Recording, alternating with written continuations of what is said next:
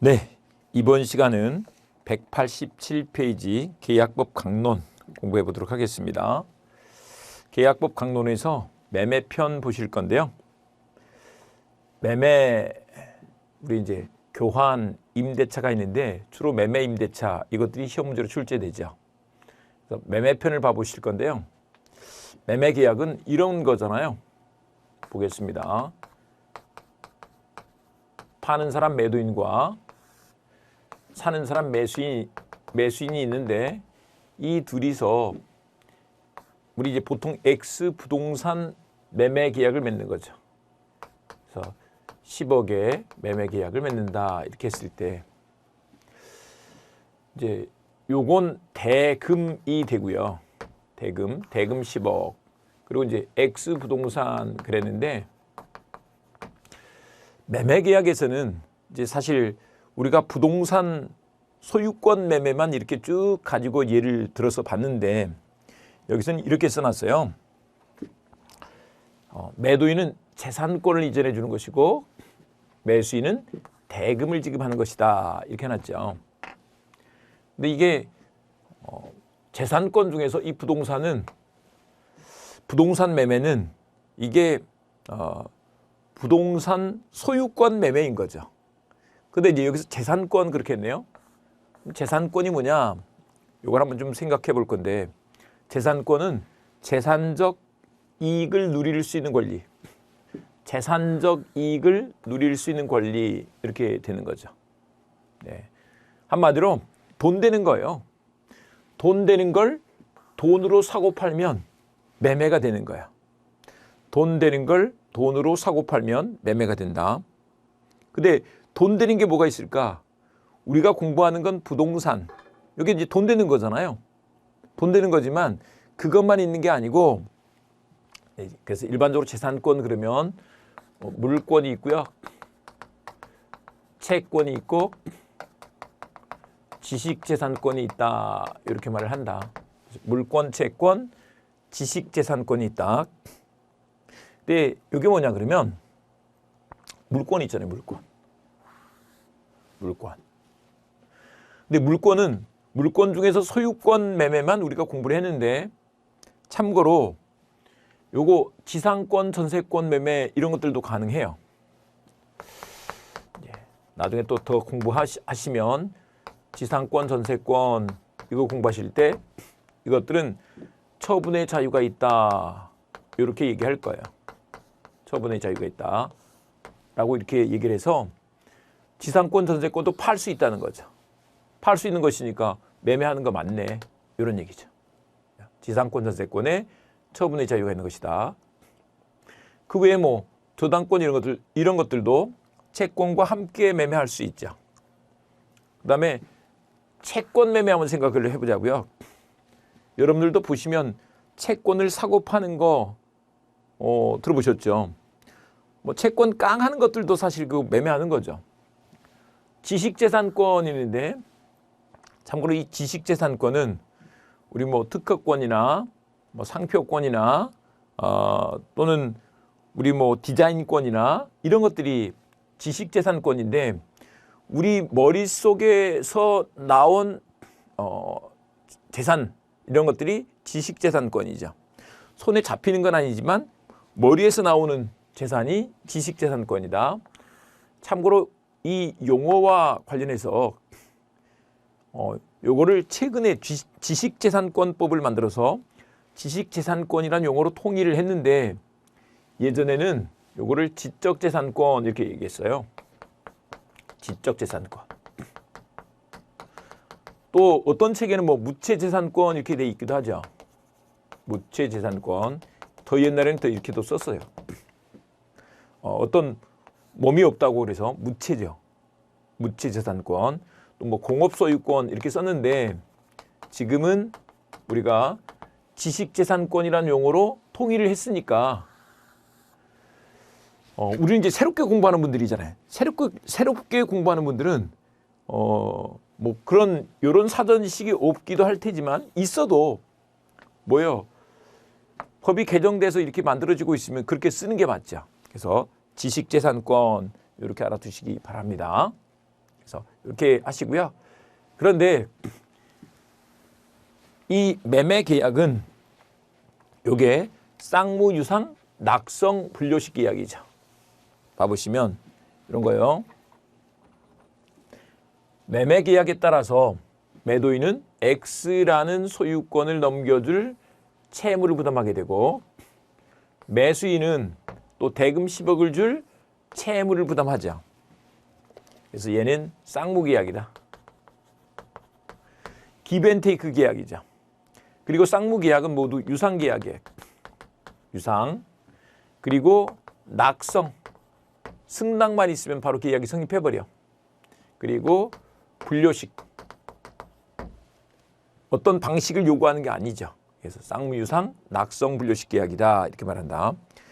여기서 한 가지 이제 우리가 공부하는 매매 교환 임대차가 매매 교환 임대차 이것들이 다 쌍무 유상 낙성 분료식 계약인 게 맞아요. 맞는데 이게 있다는 거죠. 그중에 쌍무 유상 낙성 분료식 계약 중에 가장 대표적인 계약이 매매 계약인 거예요. 그래서 유상 계약의 가장 대표 선수가 매매 계약이어서 다른 유상 계약, 다른 유상 계약에도 준용이 된다는 거죠. 준용이 돼서 매매처럼 처리해 간다. 네, 이렇게 알아두시면 되겠습니다. 네, 이렇게 봐두시고요. 그 다음에 이제 계약금에 관해서 좀 알아볼 건데요. 이건 이제 우리 뭐 법 공부를 하면 이제 사실 일반 상식적으로도 많이 알고 있는 것들이죠. 좀 봐두셔야 되는데 이런 거예요. 우리 부동산 매매 계약을 맺을 때 대금이 10억이라면 보통 이제 1할 정도를 주죠. 그래서 계약금을 1억 이렇게 줍니다. 그런데 계약금 1억 주는 것을 또 한편 계약금 계약이라고 이렇게 써놨어요. 계약금 1억 주는 것을 계약금 계약이라고 이렇게 써놨단 말이에요. 아니, 내가 매매 계약인 건 알겠는데 여기서 보자고요. 매매 계약인 건 알겠는데 무슨 계약금 주는 걸 또 계약이라고 한대. 근데 계약이 다른 게 아니고 합의하는 건 다 계약이죠. 합의하는 건.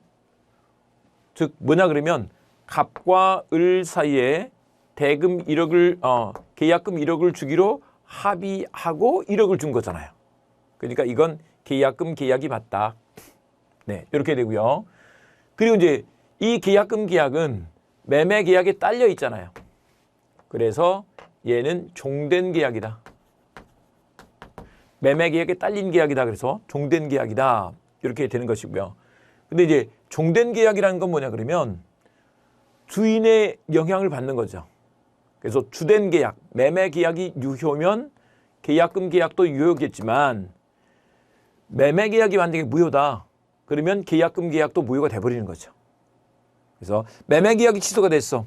그러면 계약금 계약도 무효가 돼버리는 거예요. 그래서 주된 계약에 영향을 받는다. 그 다음에 또 하나가 요물계약인 거예요. 요물계약 이렇게 말하는데 우리 이제 요물계약은 낙성계약에 대한 표현이죠. 이렇게 한번 봐보자고요. 낙성계약은 청약이 있고 승낙만 있으면 바로 계약이 성립하는 거죠. 낙성, 승낙. 그래서 얘는 합의만 있으면 되는 거예요. 합의만 있으면 바로 계약이 성립하는데 요물계약은 그 합의에서 플러스 요물이 필요한 거죠. 요물. 요물이 뭐냐 그러면 물건의 인도가 필요하다 이런 뜻이에요. 물건의 인도. 줘야지만 돼. 근데 이제 여기서 돈도 물건인데요. 돈은 이제 우리가 공부하지 않는 파트이긴 합니다만은 금전은 특수한 동산으로 기능을 한다. 특수한 동산이다 이렇게 말한다. 동산은 물건이죠. 그래서 뭐냐 그러면 이 뜻은 계약금 1억을 전부 지급했을 때 계약금 계약이 성립한다는 것이다. 그래서 요걸 좀 알아두실 건데 만약에 이런 일이 있을 수 있죠. 을이 막 욕심이 나는 물건이 있어요. 욕심이 나는 물건이 있어. 그래서 막 욕심이 나는데 이게 주말에 걸렸네. 아니면 지금 당장 그 계약금 1억을 마련할 수는 없는 거예요. 그래서 일단 계약서를 먼저 쓰는 거예요. 오늘 계약서를 쓰고 계약금은 다음 주 수요일 날 주기로 했어. 이런 경우가 있죠. 그러면 봐보세요. 오늘 매매 계약은 된 거예요. 근데 아직 계약금 계약은 안 된 거죠. 계약금 계약은 안 됐고 일단 이제 다음 주 수요일 날 계약금을 줘야 계약금 계약이 성립한다는 거죠. 네, 이렇게 되는 것이다. 그래서 이제 이런 측면이 있습니다. 뭐냐 그러면 만약에 계약을 했는데 계약이 오늘 막 그리 급하게 계약을 맺고 나면 약간 후회가 되거든요. 아이 그렇게 하지 말았어야 되는데 좀 더 싸게 살 수 있었는데 등등 여러 가지 막 생각이 들어요. 그래서 밤잠을 못 자고 생각을 하다가 전화하는 거죠. 계약서 다시 쓰면 안 돼? 우리 다시 협상하면 안 돼? 계약 해지할 수 없을까? 안 된다는 거죠. 왜? 도장을 찍으면 구속력이 생긴다니까요. 자기가 도장 찍은 것에 구속이 돼버려. 자기 마음대로 이 계약 없던 거로 해. 이런 게 안 되는 것이다. 네, 그래서 잘 생각하셔야 된다. 네, 이렇게 되고요. 이제 계약금 계약의 성질을 그랬는데 계약금 계약이 어떤 성질을 갖고 있나 한번 봐보자고요. 계약금은 증약금으로 기능을 한대요. 증약금으로 기능을 해. 그 얘기가 뭐냐 그러면 계약금이라는 걸 줬잖아요. 계약금이란 걸 준 게 있어. 그러면 어떤 계약을 체결했으니까 계약금을 줬을 거 아니에요. 그죠? 그래서 계약 체결의 증거가 된다. 이런 뜻이에요. 계약 체결의 증거가 되는 돈이라고. 계약금을 줬다면 계약 체결의 증거가 된 돈이 되는 것이다. 그 다음에 해약금이라는 것은 계약을 해제할 수 있는 돈인 거죠. 해약금. 계약을 해제할 수 있는 돈. 해약할 수 있는 돈이 된다. 근데 따로 특별히 그게 계약금을 줬는데 어떤 것이다. 이런 합의가 따로 안 돼 있는 거예요. 그러면 해약금으로 추정을 해준다. 이렇게 말한다. 추정은 미루어 짐작한다. 그래서 입증 책임이 전환된다 그래요. 추정이 되면 번복이 될 수 있는데 그거를 깨려면 이제 그걸 깨려고 주장하는 사람이 증명을 해야만 되는 거죠. 그 다음에 이강까지 더 볼 건데요. 얘는 위약금으로 기능을 해. 위약금은 계약을 위반했을 때 주기로 하는 돈인 거죠. 그러니까 한마디로 페널티예요.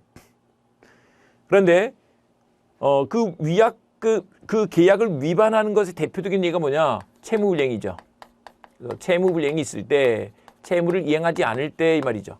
채무를 이행하지 않을 때 주기로 하는 돈이 위약금인데 그게 위약금이 되려면 반드시 위약금으로 하기로 한 특약이 있어야 된다는 거죠. 특약. 야, 이거 위약금이야.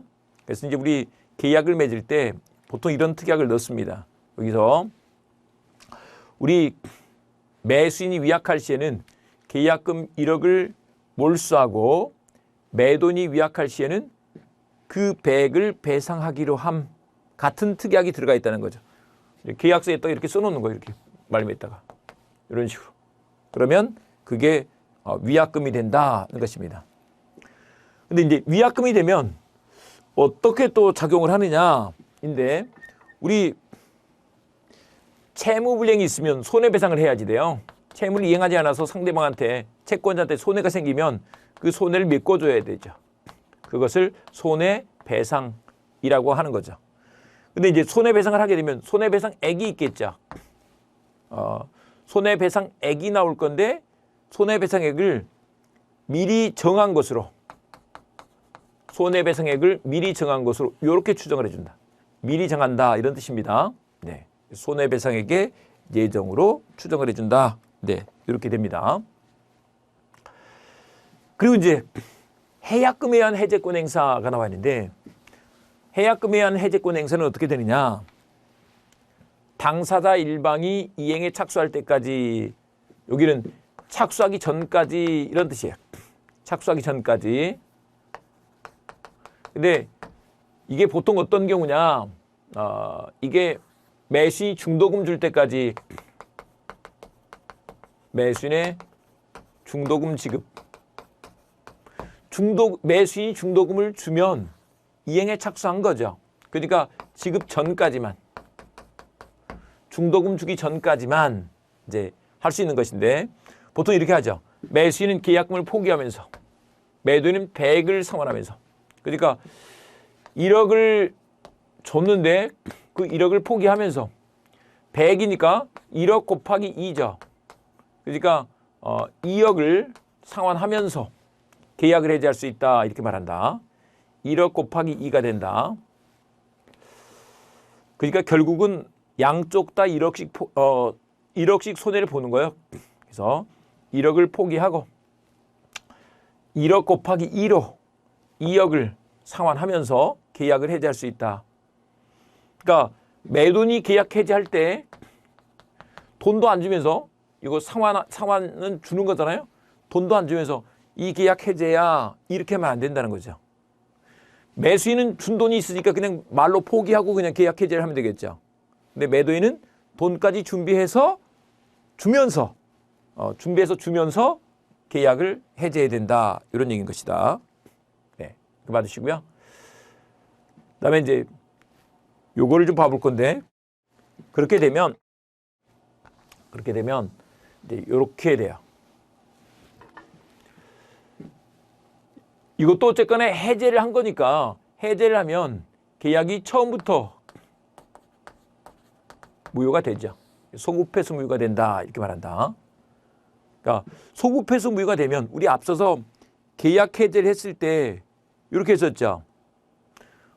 원래 해제는 준 것들을 원상 회복을 해야지 돼요. 원 상태로 돌려야 돼. 근데 여기서는 이행에 착수하기 전까지만 한 거니까 이행에 착수한 게 없잖아요. 그러니까 원상 회복할 게 없는 거죠. 또 한 가지가 채무불이행이 있으면, 우리 이제 앞에서 법정 해제에서는 손해배상도 했었죠. 그런데 이건 채무불이행을 원인으로 한 게 아니죠. 손해배상할 것도 없다는 것이다. 그래서 해약금에 의한 해제가 있을 때 원상회복 의무 없고요. 그 다음에 손해배상도 하지 않는다. 네, 이렇게 됩니다. 이렇게 봐주시면 되겠고요. 그 다음에 이제 매도인의 담보책임, 이게 나와 있는데, 매도인의 담보책임을 한번 봐보겠습니다. 여기 가기 전에 우리 이제 교과서 잠깐 한번 확인해 보고 갈게요. 187페이지. 매매편에서 매매의 의의가 나와 있는데, 제563조 조문을 한번 읽어보도록 하겠습니다. 여러분 조문 한번 읽어보겠습니다. 시작.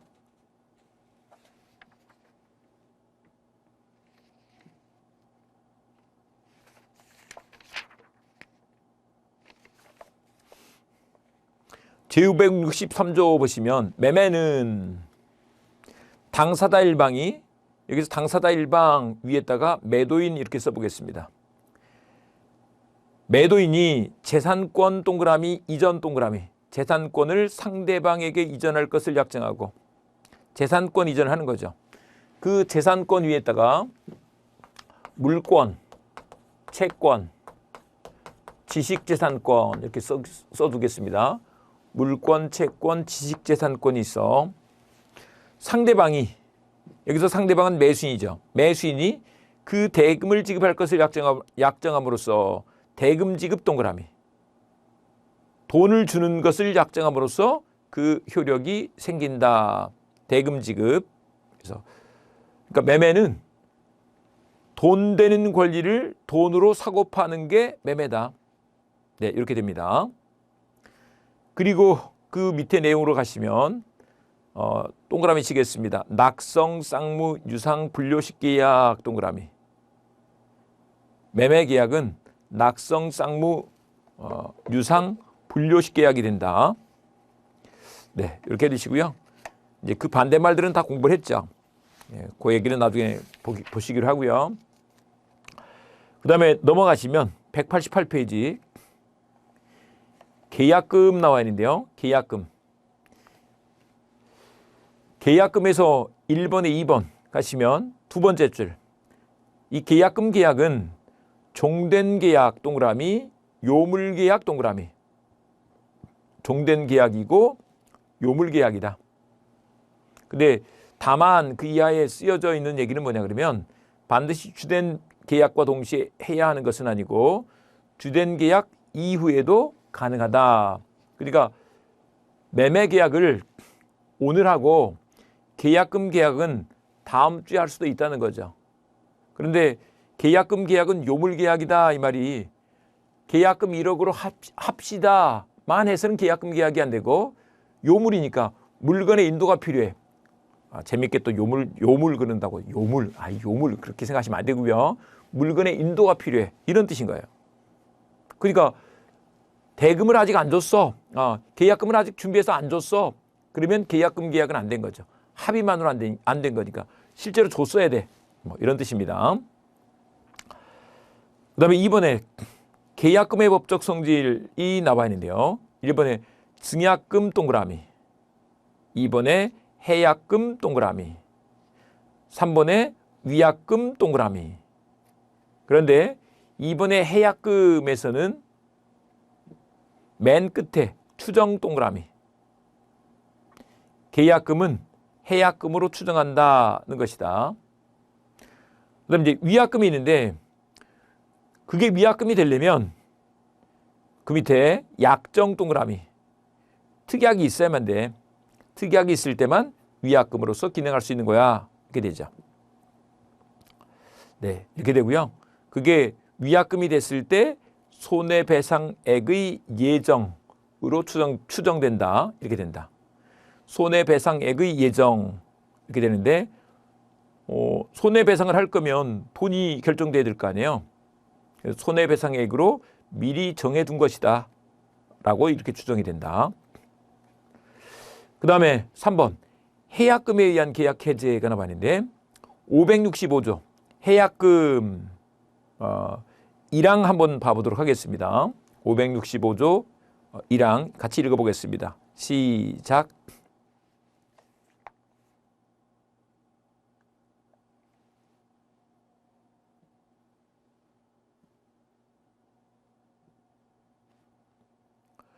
여기는 이렇습니다. 1항에서 매매의 당사자 일방이 여기서 당사자 일방은 매수인이죠.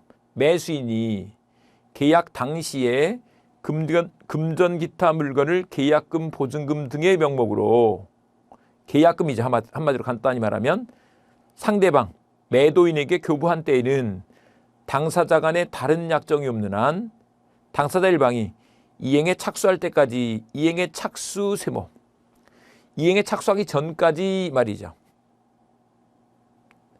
그 이행에 착수하기 전까지 이행의 착수 밑에다가 중도금 지급 이렇게 한번 써보겠습니다. 중도금 줄 때까지 교부자 동그라미 포기 동그라미. 여기서 교부자는 매수인이죠. 매수인은 포기하면서 수령자 동그라미 배액상환 동그라미. 수령자는 매도인이죠. 매도인이 배액을 상환하여 해제 동그라미. 계약을 해제할 수 있다. 이렇게 된다. 그래서 중도금 주기 전까지 매수인은 계약금 1억을 포기하고 매도인은 거기에 1억을 얹어서 배액을 상환하여 즉 2억을 돌려주면서 계약을 해제할 수 있다. 이렇게 되는 것이다. 그 다음에 오른쪽에 오셔서 보시면 5번에 해약금에 의한 계약을 해제한 경우 채권 관계는 소급적으로 소멸하지만 이행이 있기 전이므로 원상회복 의무 세모, 손해배상 청구권 세모, 손해배상 청구권도 발생하지 않는다. 이렇게 된다. 원상회복 의무 세모, 손해배상 청구권 세모 이렇게 된다. 네, 이렇게 봐두시고요. 그다음에 이제 매도인의 담보 책임 여기로 가서 공부를 해보도록 하겠습니다. 매도인의 담보 책임이라는 것은 잠깐 이렇게 한번 봐보겠습니다.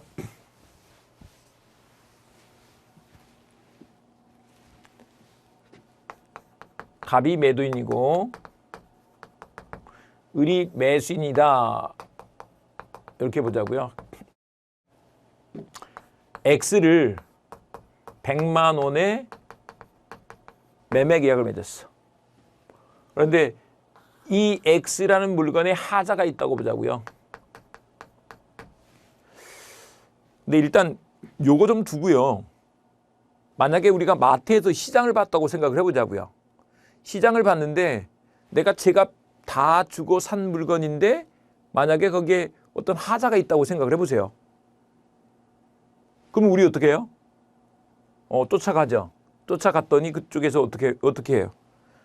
죄송하다고 하면서 바꿔주거나 아니면 환불을 해주죠. 내가 제값 주고 산 물건은 그 물건이 온전한 물건으로서 하자가 있으면 안 되죠. 흠이 있으면 안 된단 말이에요. 근데 하자가 있으면 판 사람이 책임을 져야 돼. 판 사람이 책임을 져야 되죠. 그게 담보 책임이다. 담보 책임은 이렇게 읽어볼 수 있어요. 책임지고 보증한다. 지고 보증하는 거야. 근데 이걸 간단히 읽을 때는 책임진다. 이렇게 생각하시면 되죠. 그러니까 100만 원짜리는 내가 100만 원을 줬으면 그 물건이 100만 원 값어치를 해야지 되는 거죠. 근데 100만 원 값어치를 못해. 그럼 책임지는 것. 근데 이제 생각을 해보세요. 요거는 원래 기본적으로 책임은 귀책 사유가 있을 때, 즉 매도인에게 고의과실이 있을 때 책임지는 게 맞죠. 그런데 요거는 돈을 줬는데 돈 값을 해야 될 거 아니에요. 과실이 있고 없고가 차이가 없죠. 있으면 안 되지. 그래서 무과실의 법정 책임이다 이렇게 말했는데 과실이 있든 없든 간에 책임지는 게 맞아. 법정 책임은 법에서 미리 정해놨어. 그렇게 무과실의 법정 책임이다 이렇게 되는 것이다. 네. 그래서 이건 과실이 있거나 없거나, 그러니까 이런 거죠. 우리가 물건을 들고 마트에 갔는데 우리 잘못은 없는데요? 그런 말 하면 안 되죠. 완전 열받죠. 우리 잘못 있건 없건 간에 그 물건에 하자가 있으면 그 하자에 대해서 책임을 지는 게 맞지. 돈 값을 못하니까. 이런 것을 유상계약의 등가성 이렇게 말합니다. 값이 같아야 될 거 아니야. 100만 원 값어치를 해야 돼. 근데 그 값어치를 못하면 책임지는 게 맞지. 그런데 이건 임의 규정이래. 꼭 그래야 되는 건 아니고 우리 담보 책임지지 않기로 면제 특약을 할 수도 있어. 그러면 그건 유효한 거죠. 이런 거 생각해 보시면 금방 이해가 돼요. 우리가 이제 마트에서 물건을 살 때 물건 값을 제값을 주고 샀는데 그러면 이제 이렇게 책임을 묻는 게 맞는데 아예 처음부터 이럴 수도 있잖아요. 약간 그 야채들 같은 경우 아니면 과일들이 약간 시기가 좀 넘어갔어. 그냥 팔면 안 팔리니까 싼 값에 내놓잖아요. 알뜰매대로 싼 값에 내놔. 내놓으면 그때는 어떤 의미예요? 그게 싸게 사가는 대신에 요거 조금 시들었다고 뭐라고 말하지 않기 하고 사가는 거잖아요. 근데 그걸 사놓고 나중에 가지고 왜 이런 걸 팔았어요? 이렇게 말하면 안 되는 거죠. 이해되시죠? 그게 임의 규정이다. 그래서 담보책임 면제 특약은 유효하다 이렇게 말한다. 요거 받으시고요. 근데 이제 우리 요걸 좀 알아두시고 가면 좋을 것 같아요. 무슨 얘기냐 그러면 전부 타인 권리 매매 요거는 우리 지금 입문책에는 없는데 잠깐 좀 보고 갈 건데요. 어떤 내용이냐? 예를 들면 갑과 을이 X 매매 계약을 맺었는데 이 X가 갑 소유가 아니고 다른 사람 소유다 이런 경우를 한번 생각해 보자고요.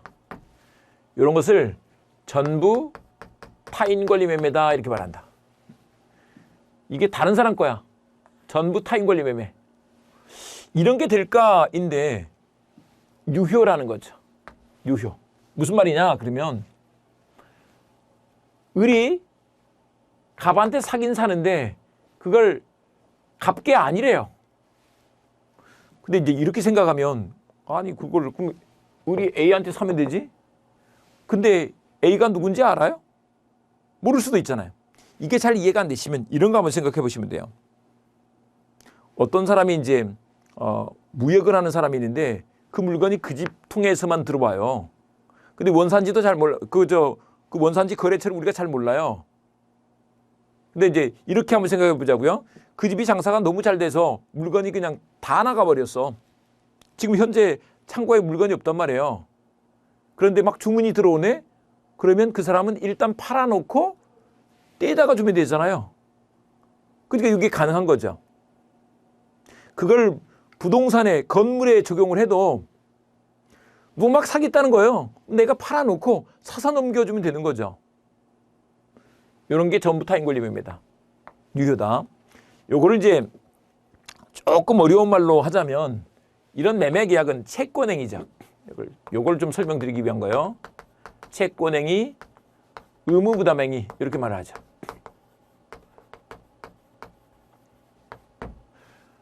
매수인은 채권을 취득했고요. 매도인은 의무를 부담하는 거죠. 근데 의무를 부담하는 경우는 반드시 처분권이 있어야 되는 게 아니야. 그냥 떼서 넘겨주면 되는 것이니까. 그러니까 자기 게 아니라도 상관없는 거예요. 그냥 사서 넘겨주면 돼. 근데 이제 문제는 그걸 못하게 된 거예요. 그래서 이전 불능이 됐어. 그러면 이제 담보책임 문제가 생기죠.